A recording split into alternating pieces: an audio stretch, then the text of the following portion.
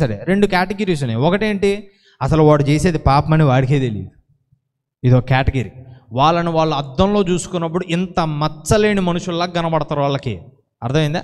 ఇది మొదటి కేటగిరీ. రెండో కేటగిరీ వాళ్ళు ఎవరు? పాపం చేస్తారు, దేవుడు అంటే భయమే, దేవుడు అంటే తెలుసు, చేస్తారు. వెళ్ళి అయ్యా క్షమించే ఇది ఒక్కసారికి, ఇంకా లోపలేం బాధ ఉండదు, లోపలేం దిగులు ఉండదు. ఏముంటుంది తెలుసా వీళ్ళకి నమ్మకం, క్షమాపణ అడిగాంగా అంటే క్షమాపణ వచ్చేసింది.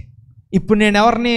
మచ్చలేని మనిషిని. ఇప్పుడు నేను మళ్ళీ వెళ్ళి మచ్చ పెట్టుకోవచ్చు, మళ్ళీ దేవుణ్ణి అడిగితే దాన్ని ఏం చేస్తాడు? తీసేస్తాడు. అంటే మళ్ళీ పాపం చేయొచ్చు, మళ్ళీ తీసేస్తాడు. ఈ మనుషులు రెండో కేటగిరీ. వీళ్ళిద్దరికీ పరలోక రాజ్యం ఉండదండి.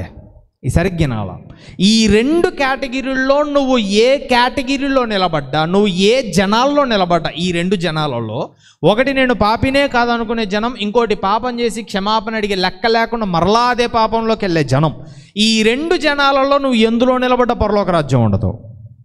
ఎందుకని? ఒక ప్రశ్న, వీళ్ళిద్దరిలో ఎవరికైనా క్షమాపణ ఉందా? ఎవరినైనా దేవుడు క్షమించాడా? ఎవరి పాపాలైనా కడగబోయబడ్డాయా? లేదే. మరి పరలోక రాజ్యానికి ఎలా వెళ్తాం? సో ప్రియమైనటువంటి దేవుని బిడ్డలారా, గుర్తుపెట్టుకోండి, ఒకవేళ ఈరోజు నువ్వు నేను అసలు పాపినే కాదు అనుకుంటున్న భ్రమలో ఉన్నావేమో, అది నాశనం అవుతుంది. జాగ్రత్త, నరకానికి తీసుకొని వెళ్తుంది. జాగ్రత్త, అంతవరకు క్షమాపణ లేకపోతే.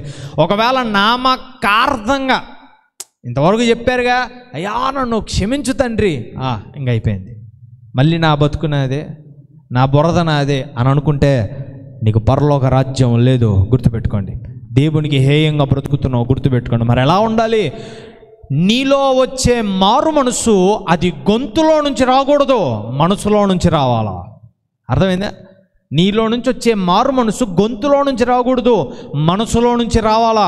పక్కన వాళ్ళ పిల్లల్ని ప్రేమించినట్టు ఉండకూడదు నీలో వచ్చే మారు మనసు, నీ పొట్టను చీల్చుకొని వచ్చిన నీ పిల్లల్ని ప్రేమించినట్టు ఉండాలా. అంటే అర్థం ఏంటి? గుండెల్లో నుంచి రావాలా మారు మనసు. ఆ మారు మనసు కలిగినోడు, అటువంటి మారు మనసు ఉన్నవాడు, అటువంటి పశ్చాత్తాపం కలిగినవాడు, హృదయపూర్వకంగా పశ్చాత్తాపడి దేవునికి వారి జీవితాన్ని అర్పించుకున్నోళ్ళు పాపం జోలికి వెళ్ళరు. అటువంటి వారికి, అటువంటి నీకే పరలోక రాజ్యాన్ని దేవుడిస్తాడు.